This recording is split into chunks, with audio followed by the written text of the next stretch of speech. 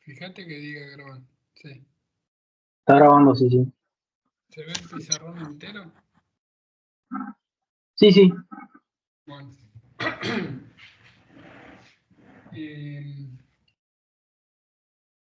Estábamos con las integrales triples. Vamos con las dobles, las de línea. En los videos tienen muchos ejemplos de citación de integrales. Entonces recordemos las integrales de línea primero, o curvilíneas.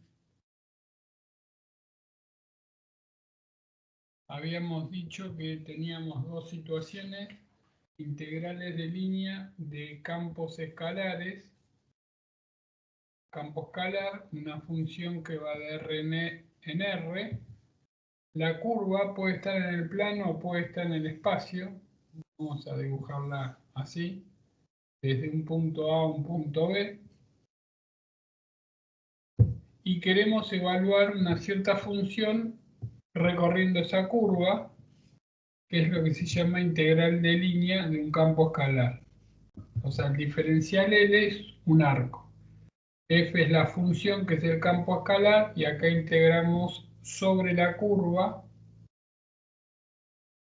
entre A y B. Entonces, esto se resuelve parametrizando la curva.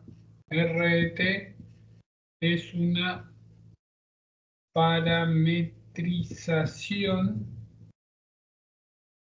de la curva C. Entonces, hay que saber parametrizar. Después vamos a poner algunos ejemplos clásicos.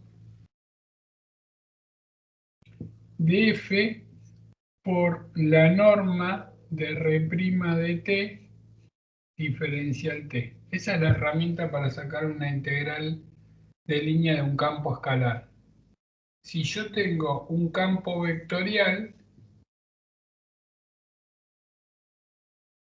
en Rm, acá se le pone vector a f y vector al diferencial L. Esta es la circulación, trabajo, es la integral de f en R de t por R' de t diferencial t. O sea, en ambas situaciones hay que parametrizar. No es la única forma de hacerla, pero la más piola, porque se usan las dos. Observen la diferencia. La primera f es un número, entonces está multiplicado por la norma de R', o sea, número por número. La segunda, f es un vector, entonces se multiplica escalarmente por el vector R' de t. Entonces, para calcular integrales de línea de campos escalares o de campos vectoriales, el denominador en común es que a la curva la tenemos que parametrizar. Entonces veamos algunos ejemplos. Supongamos que quiero calcular el perímetro de una circunferencia. Todos sabemos que el perímetro de una circunferencia es 2pi por radio. La forma de parametrizar una circunferencia es R coseno de t, R seno de t. Ojo que hay dos formas de recorrerla. Yo podría haber puesto R coseno de t menos R seno de t. La diferencia es que esta, la parametrización es antihoraria, o sea, el ángulo va barriendo entre 0 y 2pi, y acá esta es horaria. En la parte esta de integrales es importante saber si la parametrización que están haciendo es horaria o antihoraria, porque los teoremas Green y Stokes es con curvas parametrizadas recorridas en forma antihoraria.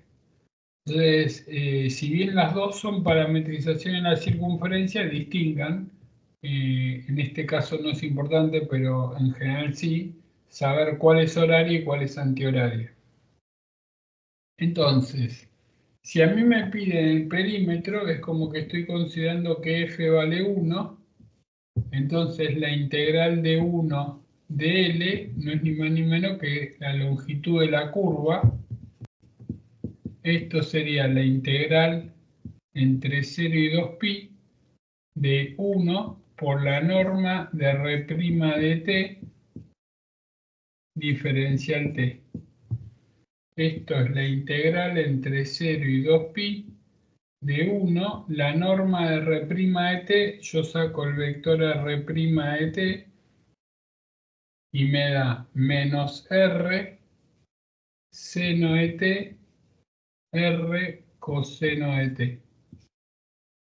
La norma de R' de t es R. Bueno, entonces me queda la integral entre 0 y 2pi de R por dt. Esto es R por t entre 0 y 2pi y nos da 2pi por R. Bueno, entonces hagamos una aclaración de las parametrizaciones más comunes, son circunferencia, elipse e hipérbola. La circunferencia, x menos h al cuadrado más y menos k al cuadrado igual r cuadrado, es r de x sería h más r coseno de t igual k más menos r seno de t. Esta es cuando tiene una circunferencia. Cuando tenemos una elipse, tenemos x menos h al cuadrado sobre a cuadrado más i menos k al cuadrado sobre b cuadrado igual 1. Y la forma de parametrizar una elipse es h más a coseno de t igual k más menos b seno de t. Así se parametriza la elipse. Si yo pongo esto en x y en y, me queda 1. Y si yo tengo una hipérbola, x menos h al cuadrado sobre a cuadrado menos i menos k al cuadrado sobre b cuadrado igual 1, y tengo que parametrizarla, se usa secante y tangente. Secante cuadrado menos tangente cuadrado, sabemos que es 1. Entonces, x es h más a secante de t igual k más b tangente de t. La de la hipérbola no la tienen muchos. Pero bueno, ahí tienen las clásicas. Y bueno, y si me dan una curva tipo parábola, cúbica, recta, etcétera, es a la x la llamo t y despejan ahí. O sea, si yo tengo que parametrizar, por ejemplo, una parábola igual x cuadrado, digo, x es t y es t cuadrado. Si yo tengo al revés, x igual y cuadrado, digo, y es t y x es t cuadrado. O sea, esa es la forma de las curvas simples para parametrizar. Bueno, supongamos que tengo que hacer la circulación de una curva en este circuito. Esto es 2, esto es 4, esta es un arco de parábola igual a x cuadrado. Me dicen que f es menos y, x más 1 y me piden que calcule la circulación de f escalar de L en forma antihoraria. Entonces no tengo una sola curva, la curva es la unión de tres curvas, entonces tenemos que parametrizar las tres curvas y aplicar la fórmula. C1, C2 y C3. Entonces la curva C es C1 unión C2 unión C3. Bueno, vamos por C1. C1 es la parábola, así que ponemos R de t es t, t cuadrado. T está entre 0 y 2, R' de t es 1, 2t. Entonces tengo que hacer la integral entre 0 y 2 de f, que es donde hice y pongo t cuadrado, donde hice x pongo t más 1, por r', que es 1, 2t, diferencial t. Después, acá, C2 es r de t igual, vamos por esta línea horizontal, la x es t y la y es 4. Y vamos desde t igual 2 hasta t igual 0. R' de t es 1, 0. Entonces, más la integral entre 2 y 0, donde hice y pongo 4, donde hice x pongo t, por R' de t, diferencial t, más la integral en el camino 3, que es una bajada, R de t es la x, es 0 y la y es t, vamos desde t igual 4 hasta t igual 0, R' de t es 0, 1, entonces me queda entre 4 y 0 de donde hice y pongo t, donde hice x pongo 0 más 1, 1, por 0, 1, diferencial t. Entonces, trabajo más, trabajo menos, es una cuentita. Adrián, ¿Sí? ¿por qué va el t más 1? Porque donde hice x pongo... ¿Por qué qué? Ya. ¿Dónde? No, ya entendí, no había visto las funciones. ¿Está bien? Bien, entonces, una vez que llegamos ahí,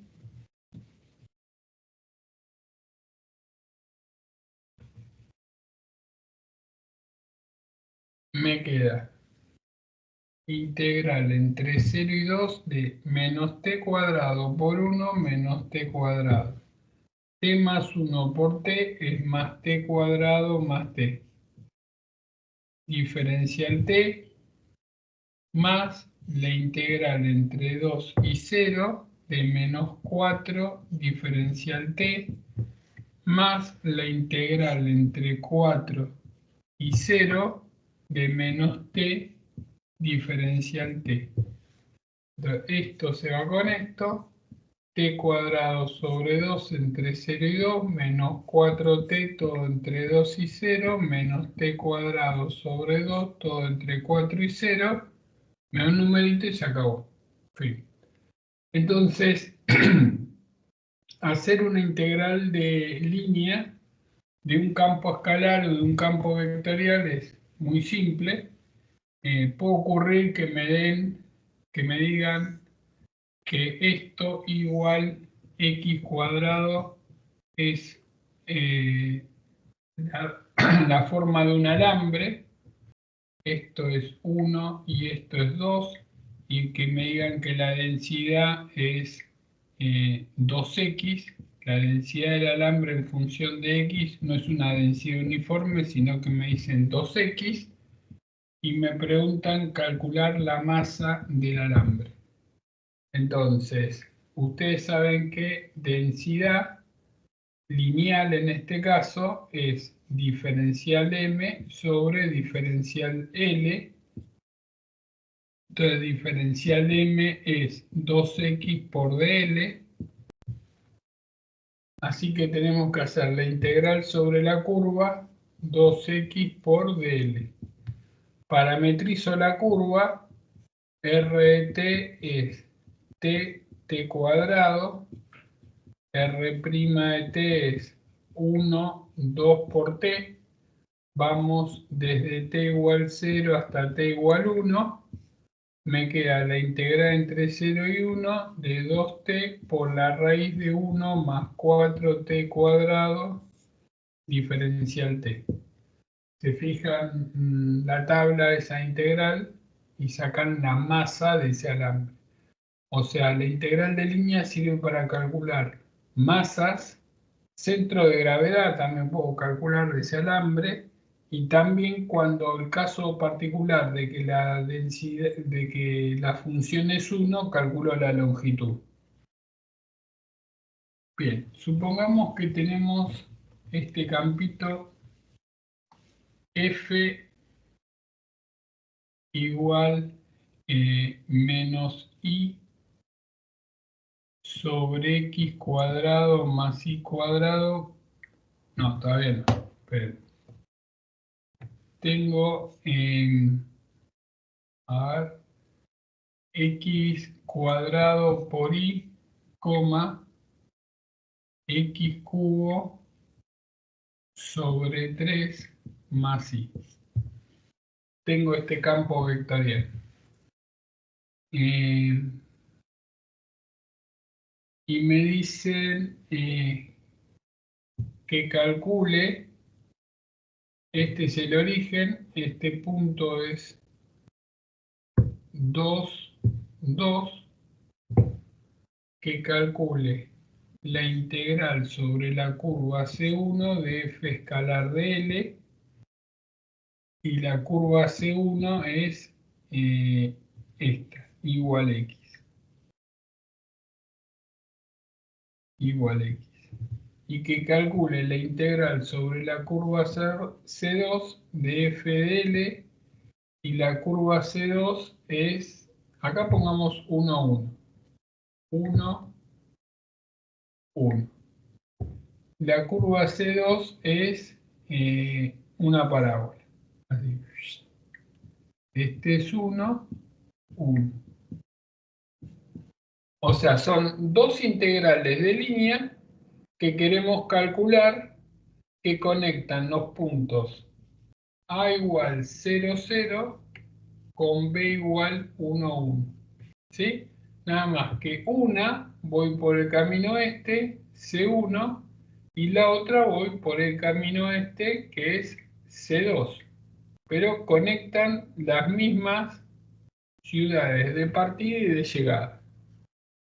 Entonces vamos primero con la primera, que la parametrización es simple. Decimos C1. R de t igual t, t, R' de t igual 1, 1. Vamos desde t igual 0 hasta t igual 1. Me queda la integral entre 0 y 1 de f en R de t por R' de t diferencial t. O sea, saqué mi caja de herramientas, dije cómo se calculan las integrales de línea, vi esa fórmula.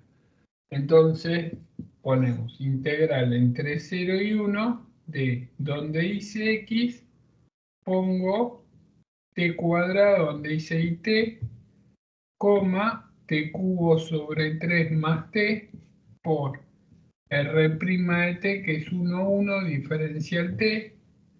Me queda la integral entre 0 y 1 de t cubo más t cubo sobre 3 más t. Diferencial t es la integral entre 0 y 1 de 4 tercios t cubo más t diferencial t. Hice 1 más 1 tercio es 4 tercios. Es 4t cuarta sobre 12 más t cuadrado sobre 2, todo entre 0 y 1. Esto simplifico, me queda t cuarta sobre 3 más t cuadrado sobre 2, todo entre 0 y 1. Me queda 1 tercio más 1 medio, 5 sextos. Ok. Entonces, la integral sobre la curva C1 de f escalar de L nos dio 5 sextos, o sea, un numerito.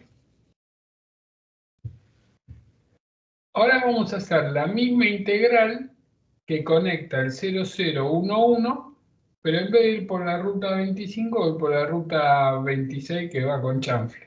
A ver qué pasa. Entonces agarramos la curva C2, que era un arco de parábola, es igual a t, t cuadrado.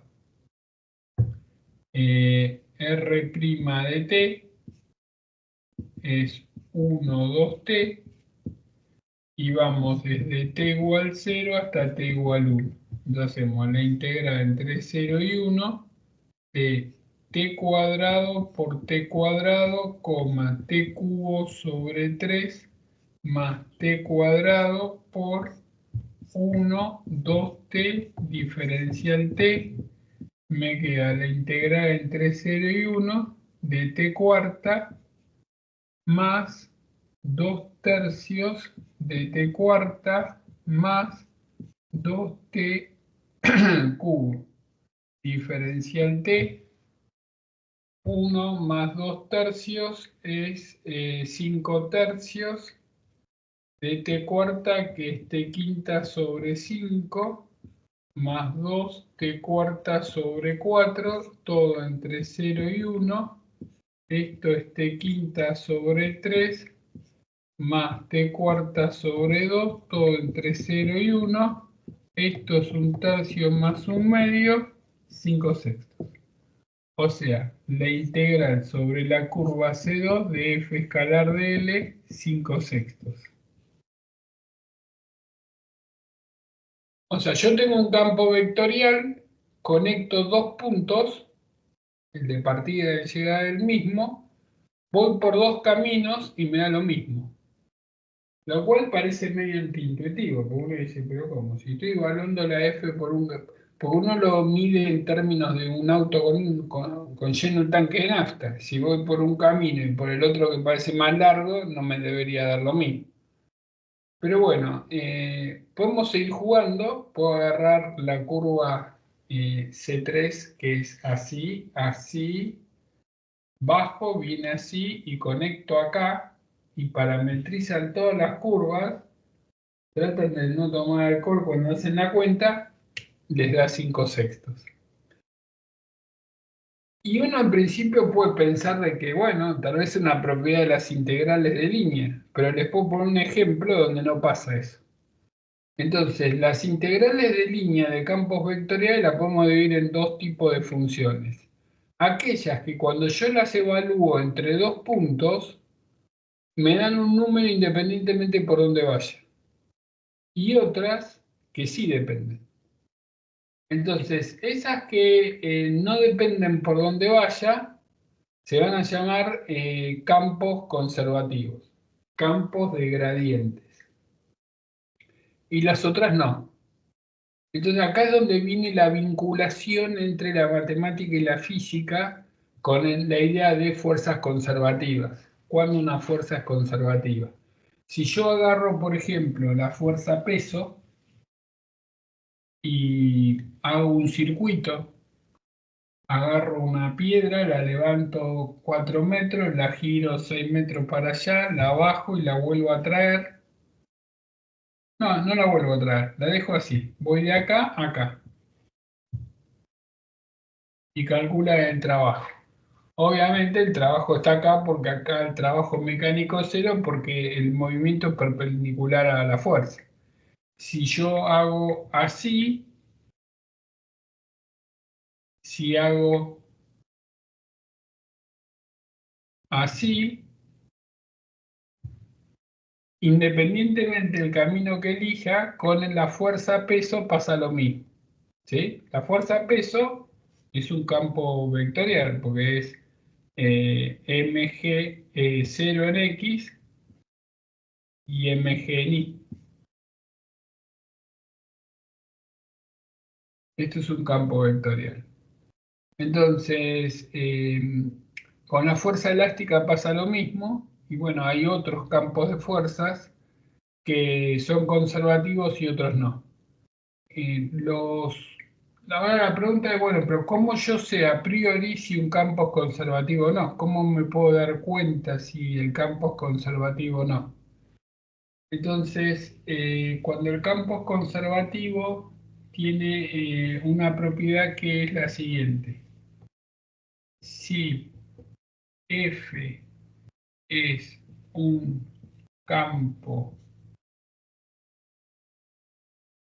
conservativo, la circulación de f escalar de L es igual a 0 para toda curva C. O sea, cuando hago un recorrido, un ciclo de un campo vectorial conservativo, la circulación me da 0. ¿Sí? En química también se definen potenciales conservativos, en termodinámica, la energía interna, la entalpía, la entropía, la función de Gibbs, la función de Helmholtz, son ejemplos de lo que en química se conoce como funciones de estado, que tienen la característica de que la circulación en un camino cerrado es cero, que la variación para ir de un punto al otro es independiente del camino, y también que la variación para ir de A a B es menos la variación para ir de B a A. Entonces, esto sería un campo conservativo y podemos decir que es conservativo si dos cosas. Uno, F es el gradiente de phi. ¿Sí? Si la función es el gradiente de un campo escalar, es un campo conservativo. Ahora les voy a decir por qué. Y esta es condición necesaria, pero no suficiente, porque algunos se apuran y creen que eso ya está. Y la segunda es que F no tiene singularidades en la zona por donde me muevo. ¿Qué quiere decir que no tenga singularidades? Que no haya puntos donde no existe la función. Entonces, analicemos esta cuestión. F es el gradiente de phi, quiere decir que F es la derivada de phi respecto de x, o sea que F1 es la derivada de phi respecto de x, que F2 es la derivada de phi respecto de y, y como si phi es una función de clase C2, o sea continua y con derivada continua, el teorema de Schwartz me dicen que las cruzadas son cero, o sea, son iguales, de phi a de y a de x es igual a la derivada segunda de phi respecto de x respecto de y este Schwartz significa que la derivada de f1 respecto de y es igual a la derivada de f2 respecto de x. Esta es la condición para que un campo sea conservativo. Entonces, si a mí me tiran una f y me preguntan, ¿es un campo conservativo? Bueno, a ver si lo puedo pensar como que es el gradiente de algo, hay que tener un poco de imaginación. En cambio, esto es algo más directo, porque si me dan f, me están dando f1, f2, si las derivadas cruzadas son iguales, resulta que es un campo conservativo. Y recuerden que eso es condición necesaria y no suficiente.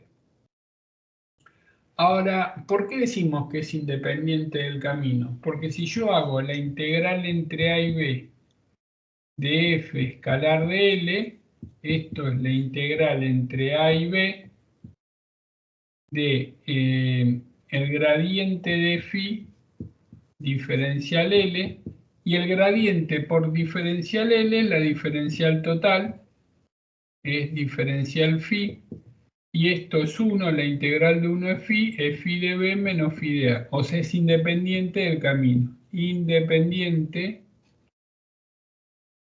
del camino. Entonces ahora ya tenemos una herramienta matemática más potente para saber si un campo es conservativo o no, y no nos quedamos con el relato que nos decían que en física 1 que el peso era conservativo y que la fuerza elástica era conservativa. Conservativas son cuando las fuerzas derivan de un potencial, ¿sí? Pero eso no es condición suficiente, porque yo puedo poner la fuerza de rozamiento y me puedo inventar un potencial tal que el gradiente de eso me dé la fuerza de rozamiento. Pero además de eso tiene que verificar que no tenga singularidades y que que la circulación en cualquier camino es cero. Entonces, por ejemplo, si a mí me dice inventate un campo conservativo, que no sea, o sea, matemáticamente inventé un campo conservativo. Y bueno, hay un truco que es el siguiente. Yo una vez les comenté que este es un operador en matemática, es el operador nabla. Un operador opera y no es lo mismo si esto opera sobre un campo escalar que si opera sobre un campo vectorial. Acá hay un puntito en el medio. Esto se llama gradiente de f a dx, de f a dy, de f a dz. Si estamos en R3, podemos estar en Rn y tenemos una n-upla.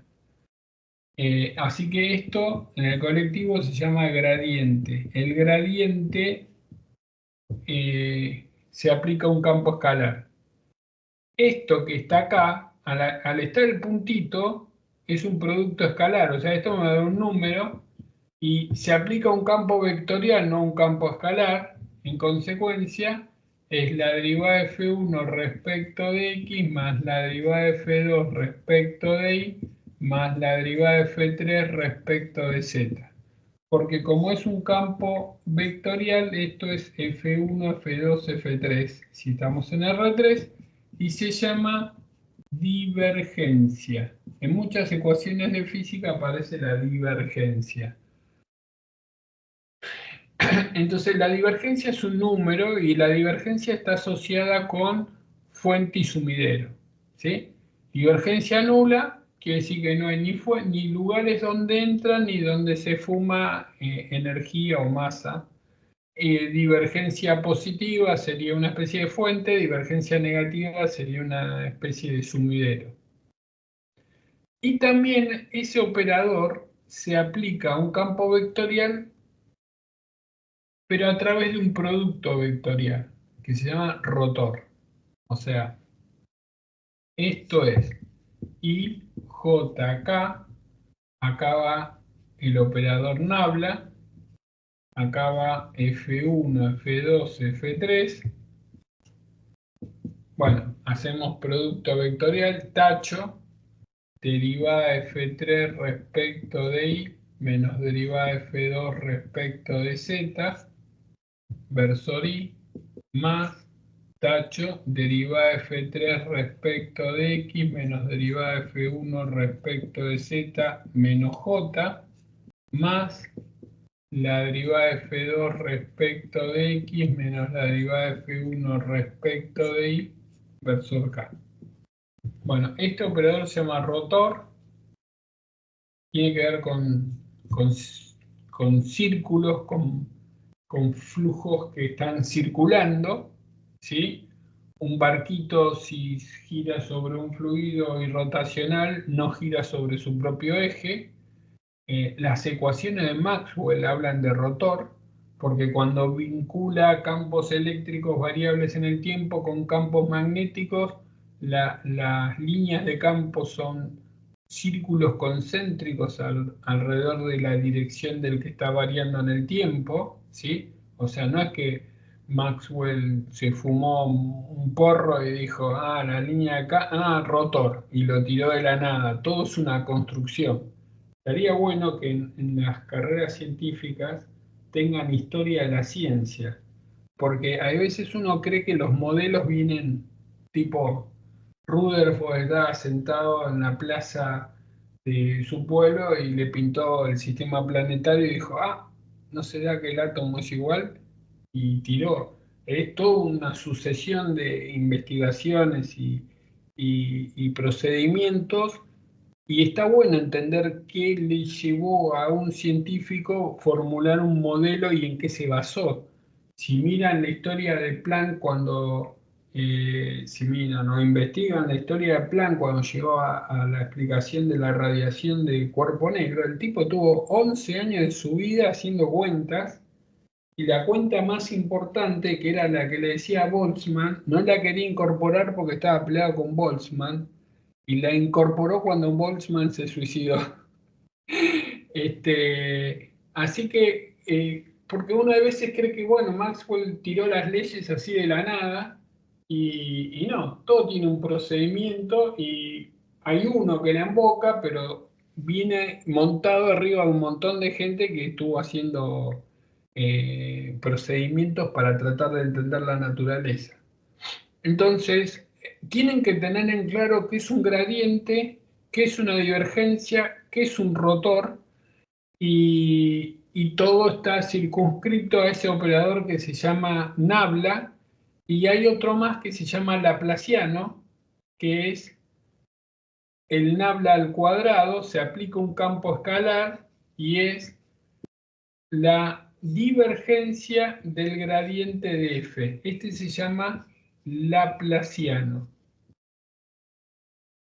Y uno dice, ¿para qué quiero el laplaciano? Bueno, esta ecuación, laplaciano de f igual 0, es una de las ecuaciones de Poisson del campo del potencial electrostático. Se estudian las soluciones del laplaciano igual 0, y las funciones que cumplen su solución se llaman funciones armónicas. Entonces, cuando le dicen chequear que una función es armónica, tienen que verificar que el laplaciano es 0. Entonces, miren, gradiente, divergencia, rotor laplaciano, y hay otro más que se llama el d'Alembertiano, que se usa en las ecuaciones de Maxwell, cuando en vez de trabajar con 8 ecuaciones de Maxwell, define un potencial escalar y un potencial vectorial, y ahí introduce otro operador que involucra este y una derivada segunda respecto al tiempo que lo llaman d'Alembertiano. Así que operadores hay un montón, es una forma de abreviar fórmulas, pero independientemente de eso uno tiene que entender el concepto de qué es cada cosa, dónde va. Entonces, estábamos en que había funciones que eran, que su circulación era independiente del camino.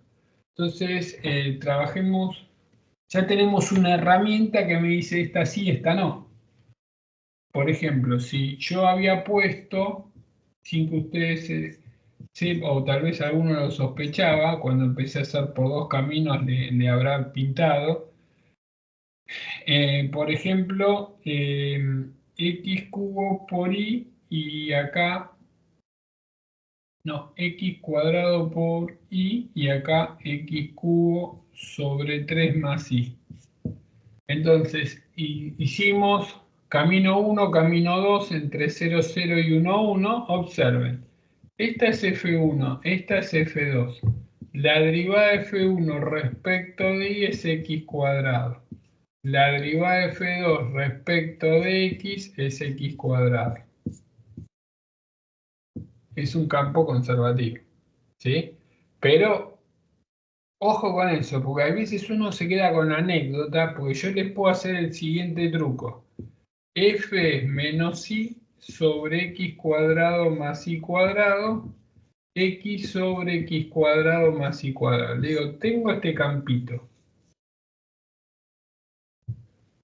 Y ese campito, yo les digo, si hacen la cuenta, la derivada de f1 respecto de y, o sea, agarro esto y lo digo respecto de y hago la derivada de f2 respecto de x, y me dan 0. Las dos me dan, 0 no, perdón, me dan iguales. ¿Eso significa que es un campo conservativo? Y en general uno se queda con eso, de que si las cruzadas son iguales es un campo conservativo. Entonces, supongamos que me equivoco, digo, ¿es un campo conservativo? Sí, porque las cruzadas son iguales. ¿A qué pasa si yo quiero calcular la circulación de f escalar de L sobre cualquier circunferencia de radio R? ¿Sí? Agarro cualquier circunferencia, radio 1 metro, 10 metros, 20 metros, 70 metros, de acá al fin de la galaxia, y hago la circulación de ese campo, a ver qué me da.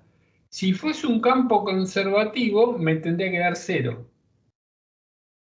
Así que si no me da 0, es que estamos siendo inconsistentes con lo que hablamos antes.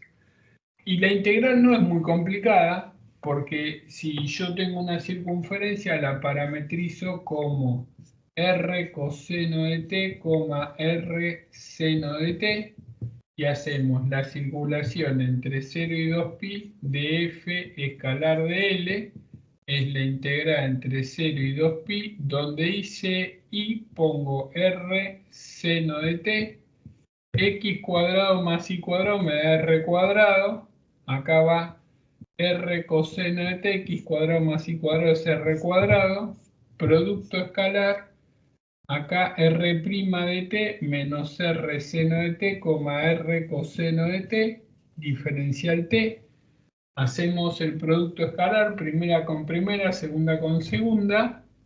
Me queda la integral entre 0 y 2pi, si hacen ese producto escalar, me queda 1 de t, me queda t entre 0 y 2pi, 2pi. O sea, la circulación a lo largo de cualquier curva me da 2pi.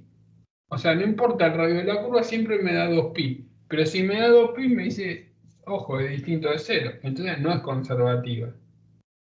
O sea, las cruzadas eran iguales, condición necesaria, pero resulta que no es conservativa, porque la definición de conservativa es que cualquier circulación me tiene que dar 0 si lo hago en un camino cerrado. ¿Dónde está el problema? Bueno, el problema está que yo dije que era conservativa si las cruzadas eran iguales y no tenía singularidades. Pero esta función menos y sobre x cuadrado más y cuadrado, x sobre x cuadrado más y cuadrado, tiene una singularidad en 0, 0. Entonces, si a mí me preguntan, ¿esa función es conservativa? Si yo tomo una zona que vive el 0, 0, la respuesta es no. Si yo tomo una zona que excluye al 0, 0, la respuesta es sí, es conservativa. Entonces, si yo pongo esto así y me preguntan, ¿es conservativa? Digo, no, porque tiene un agujero negro ahí. Si yo digo, le robo el punto S, o sea, acá es R2, acá es R2 menos 0, 0. Digo, ¿es conservativa? Y le quité el agujero negro, o sea, no tiene singularidades ahora, porque el conjunto es R2 menos 0, 0. Y la respuesta es sí, es conservativa. ¿Por qué? Porque las cruzadas son iguales y no tiene singularidades. Ok. ¿Qué significa que sea conservativa? Que si yo hago una circulación por un camino cerrado, me debería dar 0. Una circulación por un camino cerrado me debería dar 0. Entonces, si yo tomo un círculo acá y tomo un círculo acá, acá me dio 2pi. Y esa fue la explicación, ¿ves? No es conservativa, por eso me dio 2pi. Si yo la hago acá, y me va a dar 2pi otra vez, porque ¿qué sabe la matemática que el 0, 0 está o no está? Me va a dar 2pi. Pero si yo excluía el 0, 0, me está diciendo que es conservativa. Entonces, ¿dónde está la dificultad? La dificultad está, no dificultad, ¿dónde está el error? El error está que la curva tiene que ser una curva donde la región donde está no tenga la singularidad. Y si yo pongo esa curva, el 0, 0 tiene esa singularidad y está dentro de la curva. Entonces, ¿cuál es una verdadera curva cerrada que me dé 0? ¿Cuál sería una curva cerrada que me dé 0? Una curva cerrada que no tenga el 0, 0. Bueno, la curva cerrada es, vengo así, tranquilito, entro a la zona, pastoreamos alrededor del agujero, salgo de la región y sigo mi ruta. Esa curva le excluía al punto 0, 0. ¿Sí? Entonces, como le excluía al punto 0, 0, esto lo puedo pensar como la integral sobre C más de f escalar de L menos la integral sobre C más de f escalar de L. Porque acá, en un momento, estoy yendo de derecha a izquierda y en otro de derecha a izquierda, estas dos se cancelan y acá el circulito me queda recorrido en sentido horario, o sea, menos. Y esta sé que es 2pi, y esta sé que es 2pi, 2pi menos 2pi, 0. Entonces, este es un concepto, acá les hacen meter la pata a todos siempre. Creo que una vez, hace muchos años, tomaron algo así parecido al Balseiro, que lo llevaban para el lado de decir que era conservativa y después los hacían ver que era inconsistente. Entonces había que entender la explicación. Por lo tanto, cuando yo tengo una región donde tiene singularidades, le tengo que restar los agujeritos. O sea, es como que es la circulación externa menos la circulación de los agujeritos. Sería green con agujeritos. Entonces ya tenemos cuál es la idea de un campo conservativo, qué significa que sea conservativo, cuándo es conservativo, y ese concepto lo tenemos en R2 y en R2, pero se puede llevar a R3 también. Por lo siguiente, porque en R2 tenemos un teorema que se llama el teorema de Green, que después lo vamos a ver en detalle, pero me dice que la circulación de f escalar de L en forma antihoraria es igual a la integral doble de la derivada de f2 respecto de x menos la derivada de f1 respecto de y diferencial x. O sea, Green conecta una circulación con una integral doble. Ahora observemos que si esto es 0,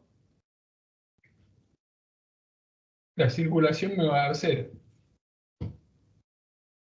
O sea, Green me refuerza la idea de campo conservativo. Si estas son iguales, esta circulación me va a dar 0. Y cuando estamos en R3, Green se llama Stokes. O al revés, cuando estamos en R2, Stokes se llama Green. Y es que la circulación de f escalar de L es la integral doble del rotor de f diferencial S. Entonces, en R2, la condición necesaria para que sea conservativa es esta. En R3, la condición necesaria para que sea conservativa es esta. Todavía no les expliqué cómo se calculan las integrales de superficie. Bueno, obviamente que si hicieron análisis 2 ya lo saben. Pero después vamos a ver bien cómo se calculan las integrales de superficie de campos vectoriales. Entonces, la conclusión que tenemos es que sabemos calcular integrales de línea, que sabemos que puede ser sobre campos escalares, sobre campos vectoriales, y sabemos que F, un campo F es conservativo, también se llama o campo de gradientes,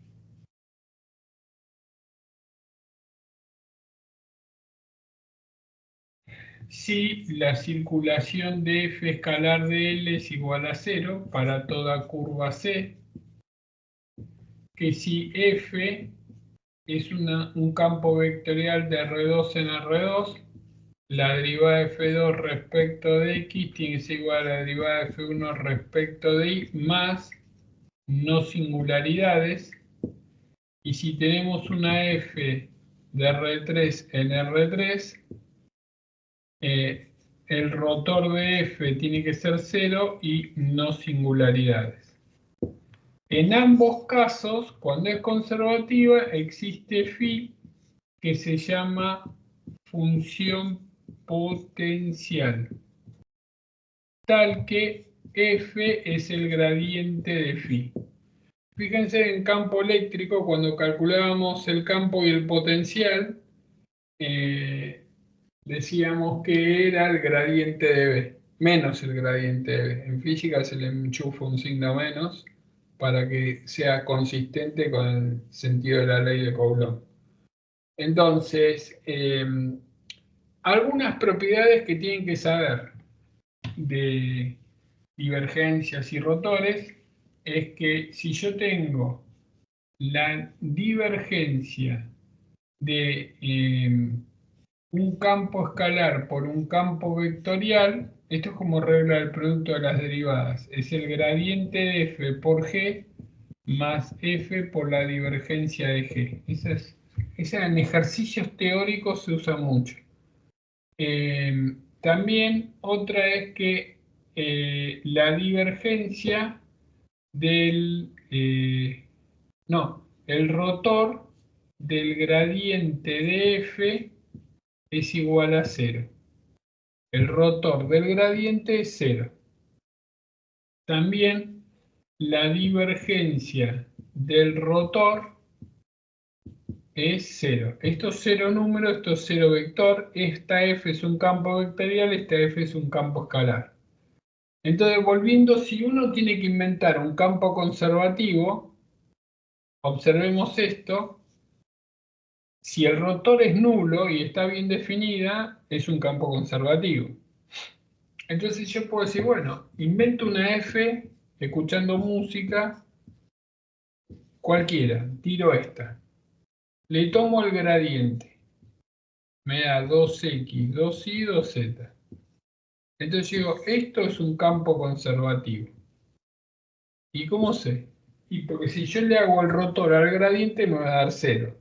Y si el rotor de este campo me da 0, quiere decir que es un campo conservativo, observen que está bien definido. Pero como está bien definido, todo perfecto. Queda todo lindo. Bien. Bueno, vamos a hacer una cosa.